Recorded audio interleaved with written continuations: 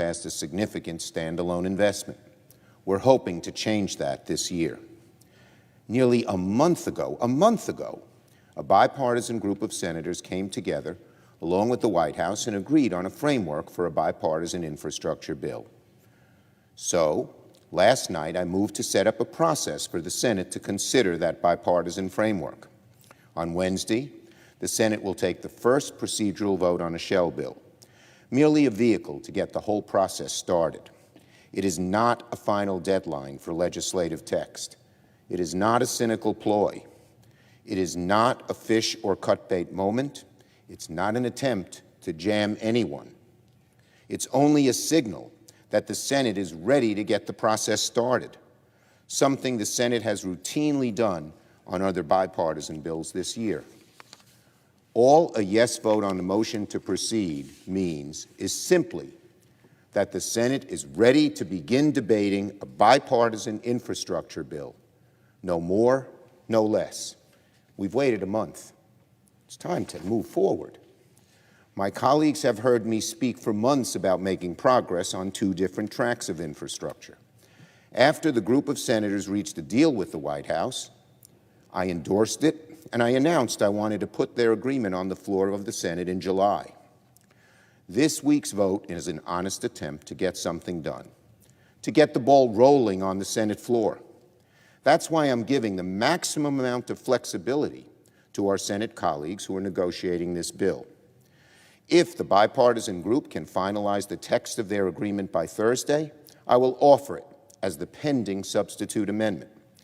If, for whatever reason, the bipartisan group isn't ready with their final text by Thursday, I will offer an amendment consisting only of the bipartisan infrastructure bills that have already gone through our Senate committees and are actually the core of the bipartisan infrastructure framework.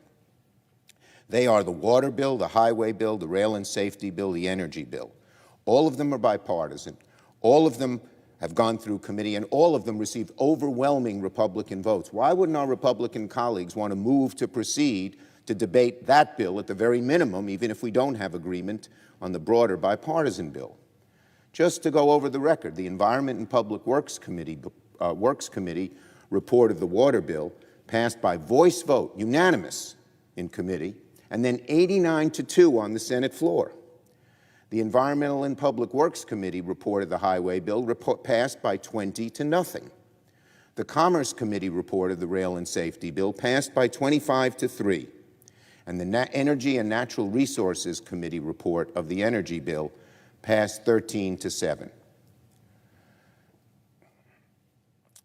So, this week is once again to repeat, this week's vote is an honest attempt to get something done, to get the ball rolling on the Senate floor after a month after the agreement was reached by the bipartisan group in the White House. That's why I am giving the maximum amount of flexibility to our Senate colleagues who are negotiating the bill. If the bipartisan group can finalize their agreement by Thursday, I'll offer it as a pending substitute amendment, as I mentioned before. Just wanted to repeat that so people hear it loud and clear. That is what the bills I mentioned are the lowest common denominator and the most agreeable starting point.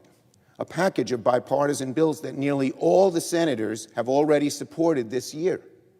A package of bills that the bipartisan group is using as the basis of their framework. And once it's on the floor, we can then debate, amend, and work from there. It's not the final word. There'll be no doubt many senators would want to offer additional items from the bipartisan framework or other issues, from transit to broadband to resiliency and more. And of course, if the bipartisan group finalizes their product over the weekend, senators can offer it as an amendment at that point. And I will make sure that that amendment is in order. Let me repeat. Even if the text of the bipartisan framework isn't ready by Thursday, and we agree to make the package of bipartisan bills that I mentioned the starting point, senators can still work on the bipartisan framework and offer it as an amendment later on. The bottom line is very simple. If senators agree to start debate, there will be many, many opportunities for the bipartisan group to make their agreement the base of the bill. But if Republican senators refuse to start debate, they'd be denying the Senate an opportunity to consider the bipartisan amendment. And this is not a new process. We've used it regularly here in the Senate. On the Anti-Asian Hate Crimes Bill, the U.S. Innovation and Competition Act, on both of those, the Senate agreed to start debate, just to proceed on a base bill, a shell bill. It took several weeks of amendments before everyone was ready to move forward. Eventually, and successfully, both measures passed with significant bipartisan support. If we did it there, on the Anti-Asian Hate Bill, on the U.S. Innovation and Competition Act, we can do it here.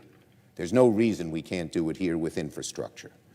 Look, senators of goodwill on both sides want to finish the bipartisan infrastructure bill before the August recess.